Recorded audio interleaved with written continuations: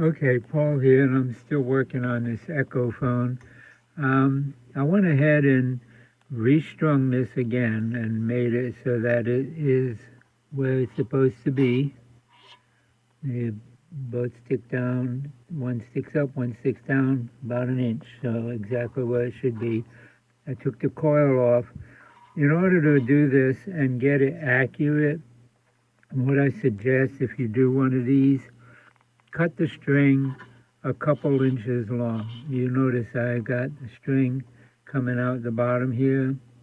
And what I did is, because I tried twice and twice I got it too short. Once I followed the instructions and it was way too short. I added an inch and it was still too short. Of course tying it takes up some of the string, but they account for that. So I took what I did, and this is the best way to do it. If you have one, take one of the cardboard things off. I suggest the high one because the bottom one ain't going to do you any good. Take the cardboard thing off so you can separate this. This one was already missing the cardboard support, and I've been using a rubber band to hold it. But you take the rubber band off, and then leave the two tied together if you got that accurate. If you can get that part right, that's a big plus. Pop it off of the two up here so that you got slack, they'll both drop down. Then what you want to do is, before you put this string on, figure out the length, add a couple inches so you have a little extra, and pull this one out, and then tie the string to the bottom of it, push the string through. You'll have to probe it with some, just different things, push it down, get it down, feed it under these. You have to fight to get it under there. Go under all three. Don't go around the wheel. Just get it under all three. Take it up through this side. Tie it.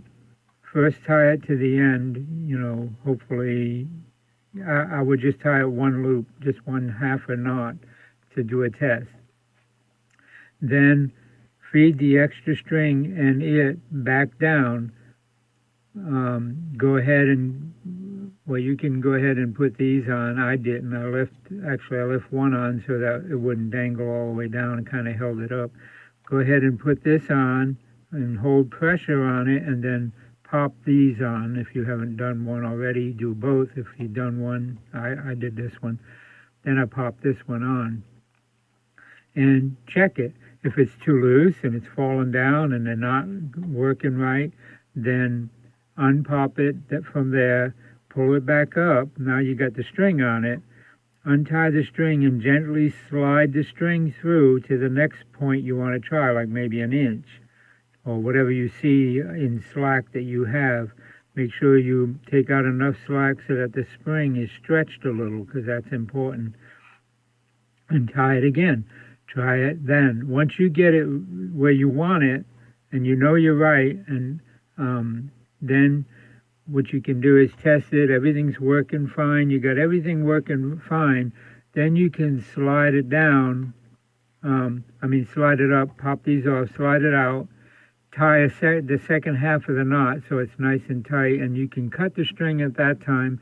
I chose not to because I can always cut the string when I pull it up, when I turn this and bring it all the way up. I can cut the string at this point, Or actually, I'm sorry, all the way down. I can cut the string when it's all the way down here. There. So, and actually I didn't even tie, yeah, I did. I tied a double knot. But you can, make sure you tie a double knot. Another thing I would suggest, which I did here, you can see it here. These, by the way, were bad. I had to repair them with, the thing would just come right out. It was just shot. So I repaired them. If you have to repair those brass hooks, you can put them in, use JB Weld epoxy, and epoxy them, let them dry overnight. Okay, after you do that, then what I do is that when you tie them, you can take a drop of, a couple drops of glue, that instant glue, whatever you call it. Anyway, you put a couple drops of the instant glue on there, and make sure you don't get it on the side of the barrel. You see it's white where it landed on top, and I was like, well, that's great, that adds more support. But the string itself is, you can see it absorbed it. So that was really good. And then after you get that on there, you know it's in better shape. So super glue. Dang, I don't know why I drew a blank on that word. Anyway, use super glue and get it on there. Let the string soak it up. Do that on all four knots. I did it on this one and this one. I'm holding off on this one and this one, but you can see I can easily put it on there. Same here, when I crank it down, this one be even easier to put glue on it. And then cut the strings. If you got any extra length, cut them, you know, leave a little bit, but not enough that they're going to be a problem. Now, in this unit, it has so many issues. Hey, you can't even get this wheel off on this one. It had a lot of other problems. This coil was broke. This coil was broke. I fixed those coils. This coil was here. It was getting hit by this wheel when you'd screw it out, and you see it got bent. It was in like this because it got, well, it was this way, but it got bent that way, sticking through there from hitting this, and somebody had it all screwed out.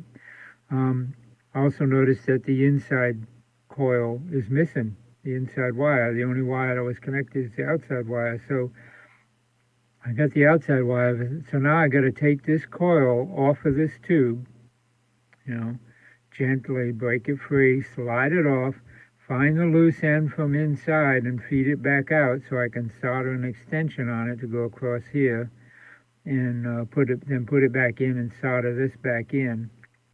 So the next thing I'm going to do is fix this, and when I get it apart and get the wire in there, I'll show you what it looks like. But the slug does work. It screws in and out fine, so I can fix that, and I'll adjust that when I get it done. So anyway, that's where I'm at. Thanks for watching. Okay, first thing is I took the coil here off of the spool, and the way I did that is I heated up my hot air to 150 degrees, which is not too warm. You don't want it too hot because you don't want to make a mess. And you don't want to mess up this coil either. But that is enough to melt the wax on here. And once you get it where you can turn it, just get it to turn around. First I cleaned it with alcohol and got all the dust out from around the edge, on the top edge here. The bottom edge really didn't matter, but I cleaned it too a little because obviously you're going to take it off this side. There was a lump of wax here before I even heated it. There was like a spot with a lump of wax. I gently scraped it off with the smallest precision screwdriver I got, which is this one here. You see it's really small. Okay.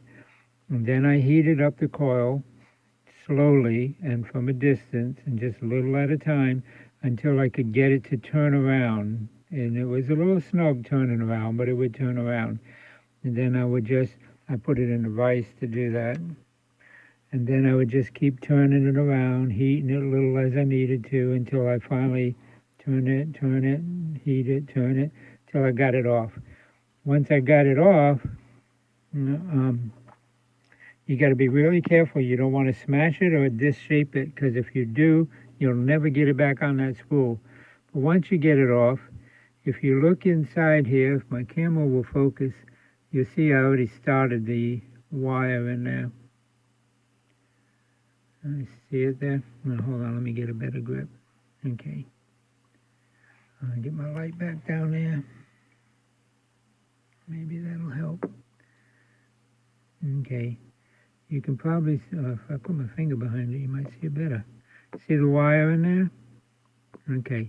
The way I found where the end of that wire was, so I could get it started, is if you look in the inside, you'll see where they wound it, and I'm trying to get it to focus. You can see that last wind there goes from one side, from this right side, all the way to the left side. That's where it started. What they do is they start there and they roll out to the outside dimension, and then they start rolling. That way, when something like this happens, you have a better chance of finding the beginning of the wire, because you look for that one that goes right across, and it's like what, maybe it's like maybe a half inch from one side to the other side. It just goes almost straight across. When you find that, that's the one you want. You see nowhere else do you see that. And when you're breaking it free, you got to be very careful too, to get it started. You don't want to scratch any of the coil, because if you scratch the finish off the coil, you'll short out coils, or you could even break it. So my next thing is, I'm just going to peel that inside one out a little bit more so that I have some slack, and check it with the ohm meter and make sure that I got a continuity before I even worry about installing it back. Now, installing it back is going to be very difficult, but what you want to do there, and what I'll do, is the side that it comes out on, side that the wire comes out on, whichever it is, left or right, you want to put that side on last. In other words, if it's sticking out from the right here, you want to slide it onto that tube this way, so that you're not crunching it up as you're pushing it on. If anything, it might pull it out a little bit more, which is okay, but you don't want to put it on the other way, because you'll be pushing against it, and that can damage it. It's a very small little hair wire in there. So be very careful if you ever have to redo one of these, and you should be able to do it. I mean, they're not the easiest. If you mess it up, you can try to find a new end and continue. You'll be changing the coil length, but that doesn't matter. Realize that this coil is really, really, really long. Taking an inch or two off is not going to make any difference in its functionality. Just be gentle with it. So I'm going to continue, and then I'll show you the finished product after I get it back together. Okay, here I'm checking for continuity of the coil. What I did is I scraped a little bit very gently on both sides to get the varnish off the wire, using some mild emery cloth paper here. And if I touch that,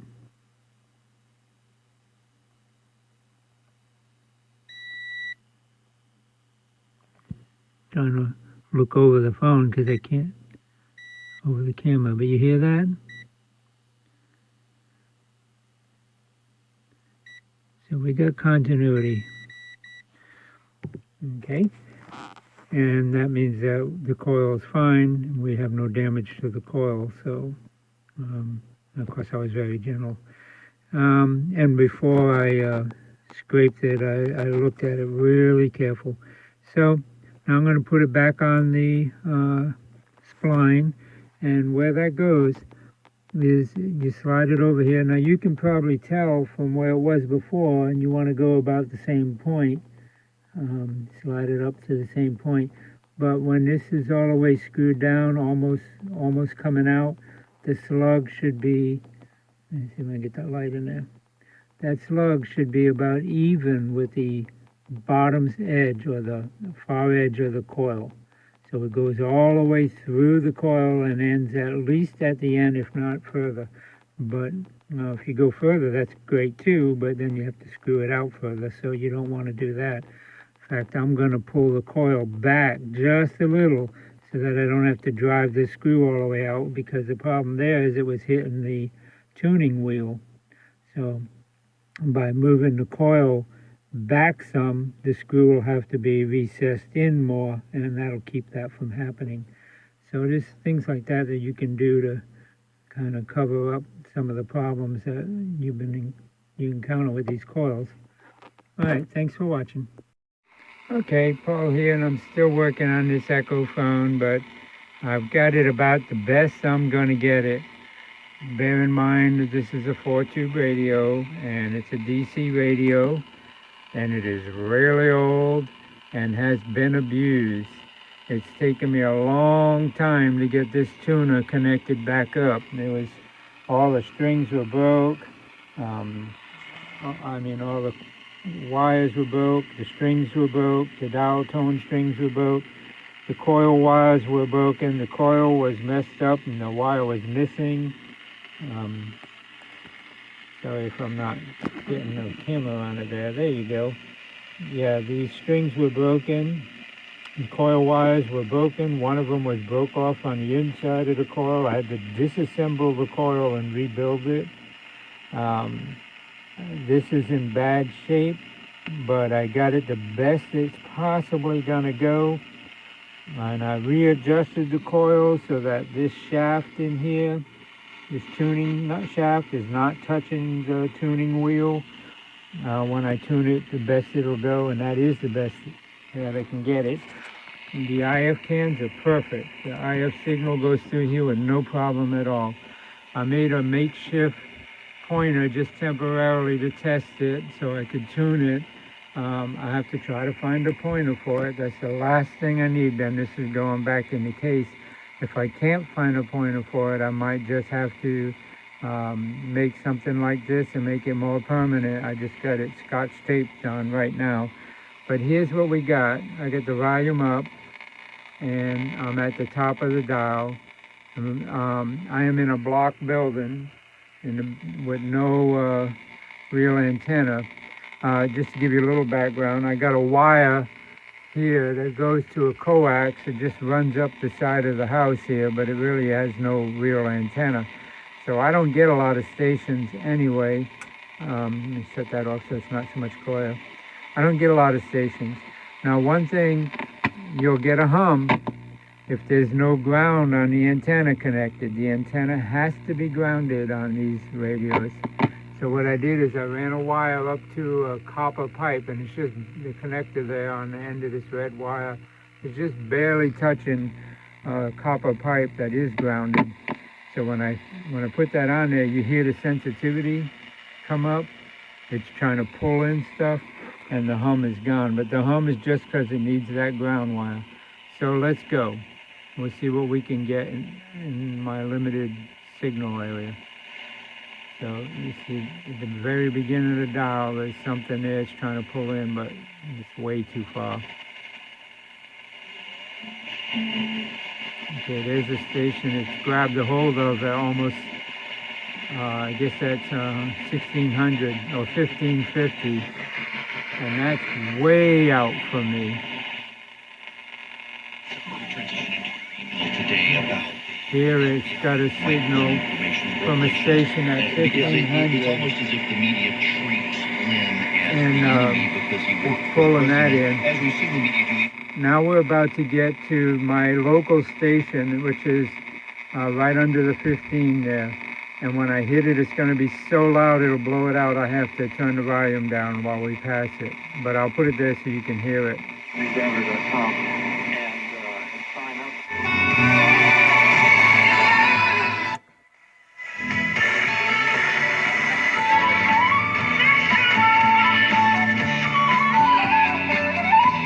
Okay, so it's pulling that station in really well. I can't leave it there, unfortunately, because YouTube keeps canceling my videos for copyright infringement. Like somebody's going to record a staticky radio signal, but you know, corporate America, keep the poor people poor and the rich people rich. But I'm going to go back and hit it again just so you can hear the quality of for a second.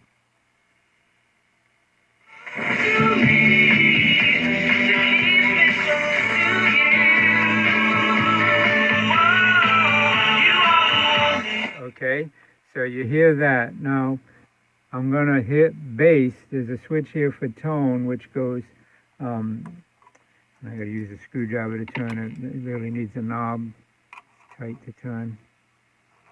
Okay, this is bass, which basically cuts out the high end. So I'm going to go back, and hopefully they won't copyright me for hitting the same song again, but you'll get an idea of the bass difference.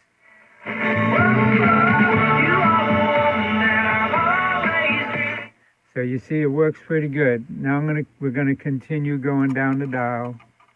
So I'm gonna put this back on tune, turn the volume up now that I'm off this local station.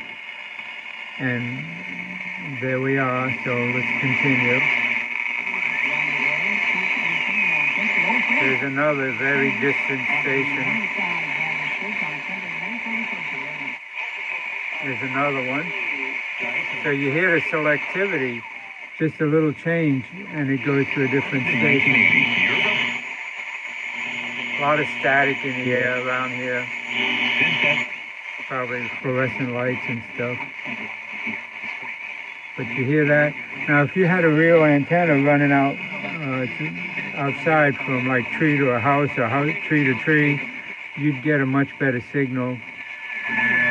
There's another station.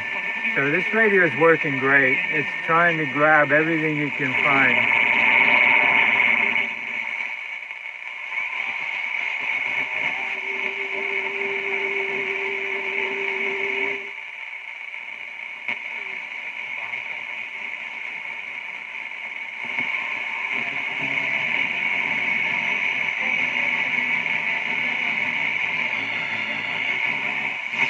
Tienen que devolver, pero bien por Magic Johnson preocupado por la ciudad de Los Ángeles. Ahí estuvieron los deportes. Y al regresar, les voy a decir quiénes son los 10 futbolistas más buscados. Sí, a lo mejor usted va a pensar que son los famosos, pero estos son los más buscados en una página pornográfica. Así como lo escuchan.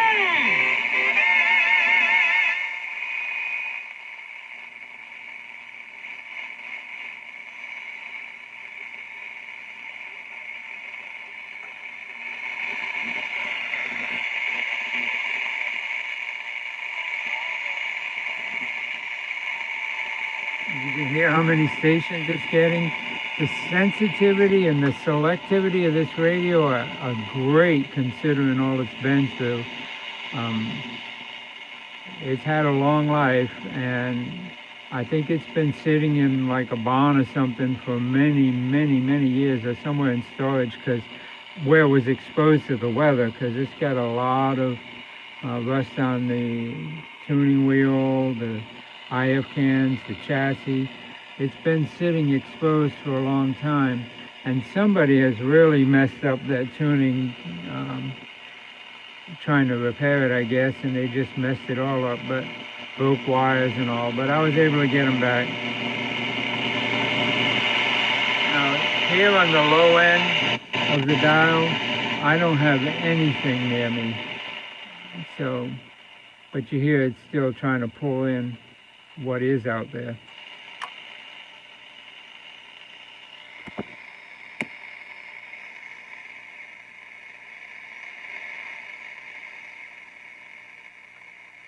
Okay, and that's it. Someone needs to tell you what's going on around the world and in our... And that someone, we are free radio. We are always there. We are...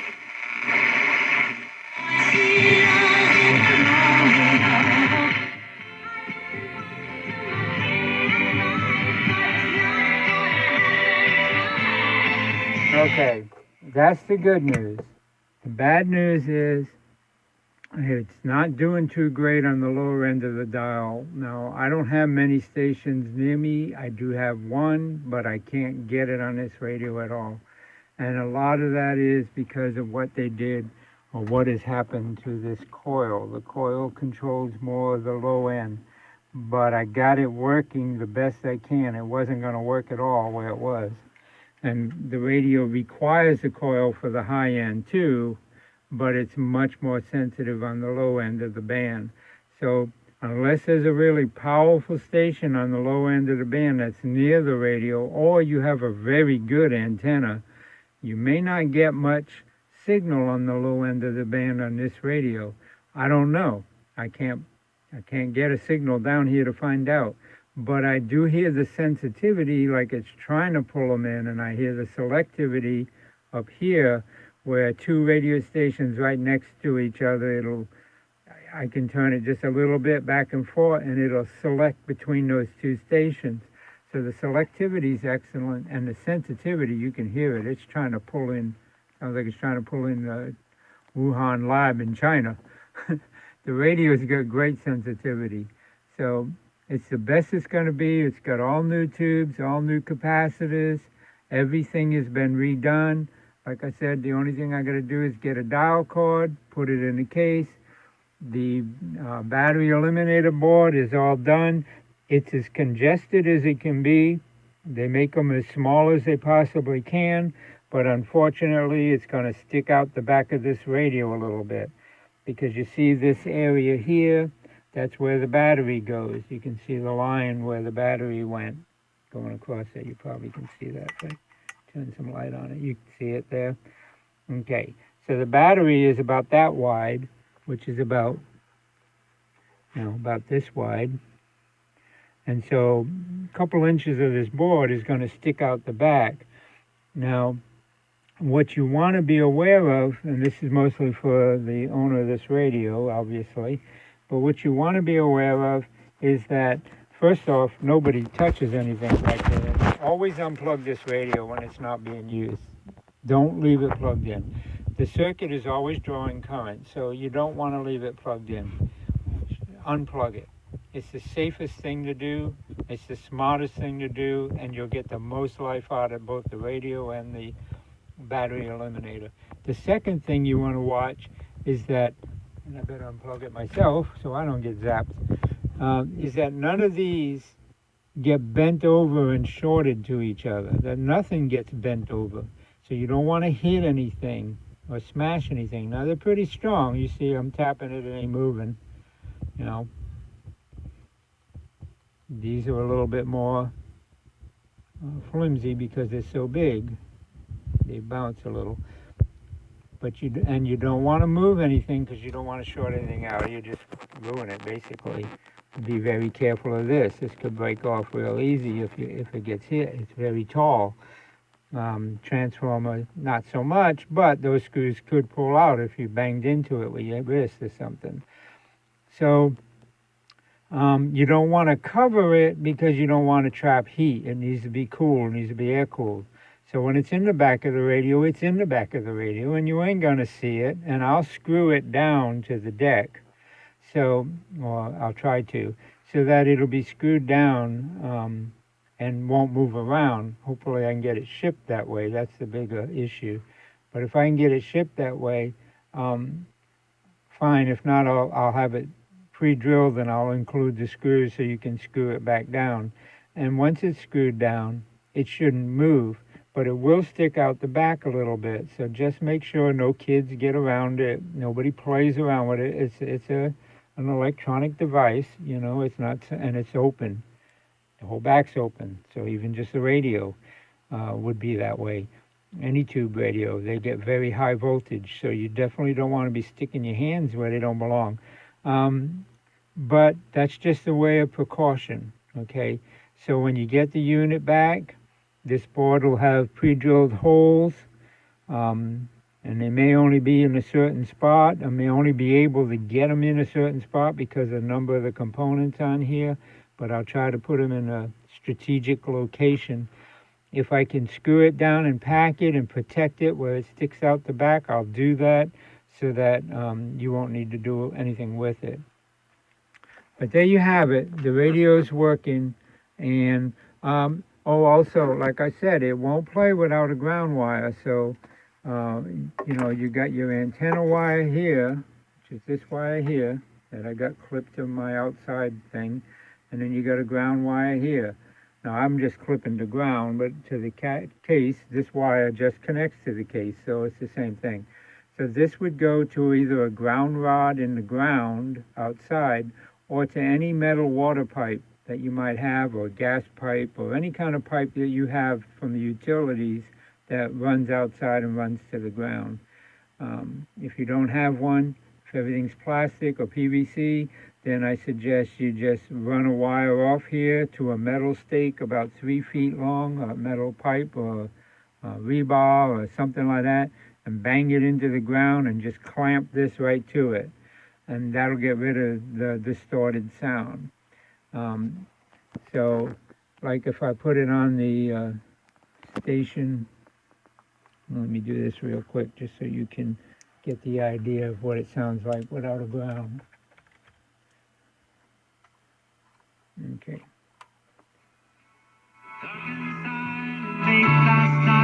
Right. You hear that? It's because there's no ground. Put the ground on, and you're fine. Take the ground off, you're in trouble. Okay, so if you hear that distorted sound, it's because there's no ground.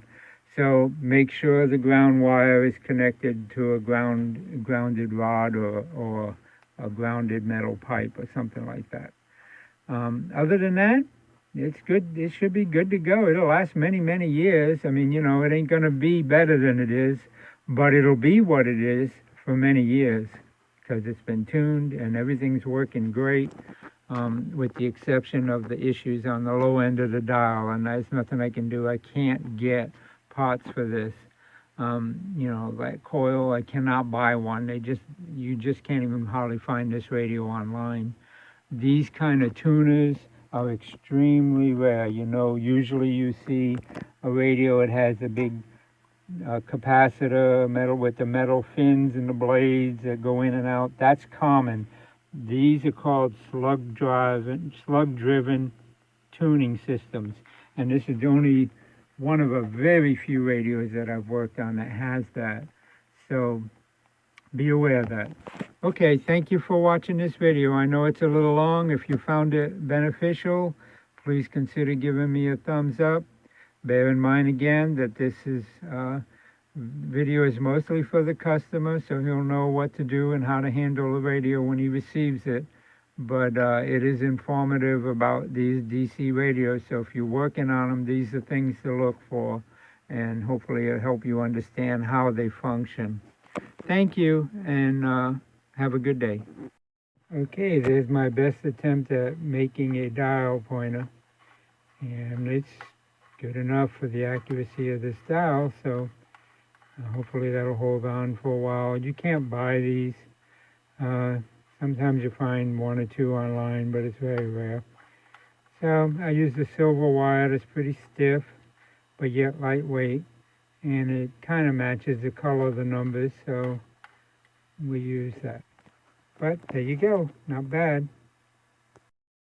Okay, this is Paul, and I got this Echophone back in its case, and made a dial pointer that does all right. Think of That's my local station, so I have to turn the volume down.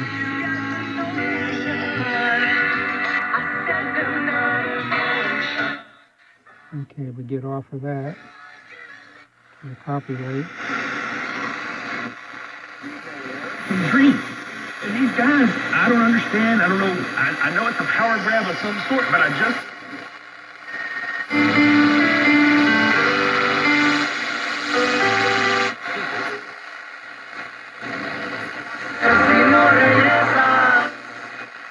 It works great, good sound. Of course, like I say, I don't have anything on the low bands around me.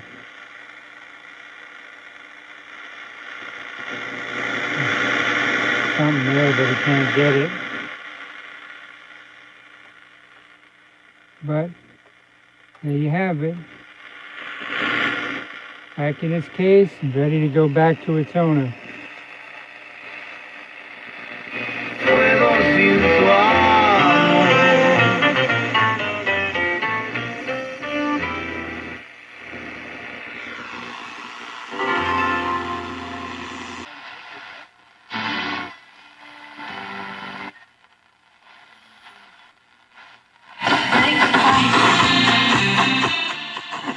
New York snow. She got Betty Davis eyes. So there it is, ready to go back to the owner. Thank you for watching. If you found this series beneficial, please consider giving me a thumbs up. I appreciate any support you provide. Thank you.